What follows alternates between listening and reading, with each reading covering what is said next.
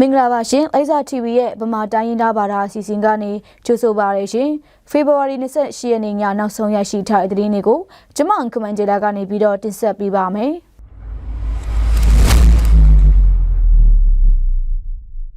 ဗမော်မြို့အတွင်းစစ်ကော်မရှင်တပ်ဖွဲ့နဲ့ကြာရင်ဦးပေါင်းတပ်ဖွဲ့တို့တိုက်ပွဲဆက်လက်ပြင်းထန်နေကြောင်းရှေ့တန်းသတင်းအရေးမြစ်များထပ်မံသိရပါရယ်လက်တလောစစ်ကော်မရှင်တပ်ဖွဲ့ဘက်ကစစ်ရင်အားအလုံးအရင်ဖြင့်ဗမော်ဘက်တွင်ထူးစစ်ဆင်လာတာကြောင့် KIA ပူးပေါင်းတပ်ဖွဲ့များခုခံတိုက်ခိုက်နေပြီးနေ့တိုင်းတိုက်ပွဲပြင်းထန်နေကြောင်းကိုသိရပါရယ်တိုက်ပွဲဖြစ်ပွားရနေရာတို့စစ်ကော်မရှင်တပ်မှလေရင်တရုံးဖြင့်ပုံကျဲတိုက်ခိုက်တာတွေအပြန်အထလှုပ်ဆောင်နေကြောင်းကိုလည်းသိရပါရယ်ရှင်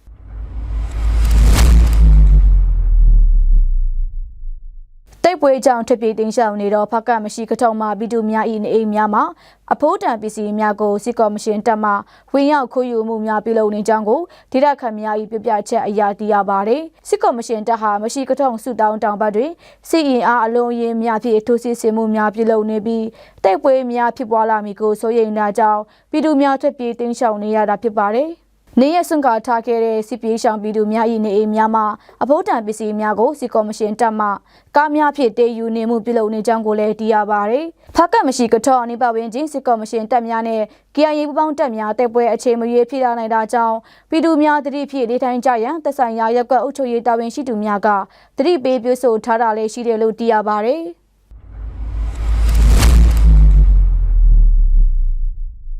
မိုးကောင်းကြာရင် KBC နှစ်ချင်းဖျားကြောင်ဝင်းတွင်စစ်ပေးရှောင်ပြည်သူများဟာတောက်တုံးရင်ခက်ခဲနေကြောင်းကိုတာဝန်ရှိသူများထံမှသိရပါရယ်စစ်ပေးရှောင်ပြည်သူများအတွက်မိုးကောင်းဒေသများမှာပိုက်နစ်တေယူအုံပြုတော်လဲနေရာတီရောက်လာတာကြောင့်ရေများခန်းချောက်လာပြီးရေမလာသည့်ပြည်ထနာများနဲ့ကြုံတွေ့နေရတာကြောင့်စစ်ရှောင်ပြည်သူများတောက်တုံးရဲ့အခက်တွေ့နေကြောင်းကိုကင်တာဝန်ခံပြပြချက်အရာသိရပါရယ်ရှင်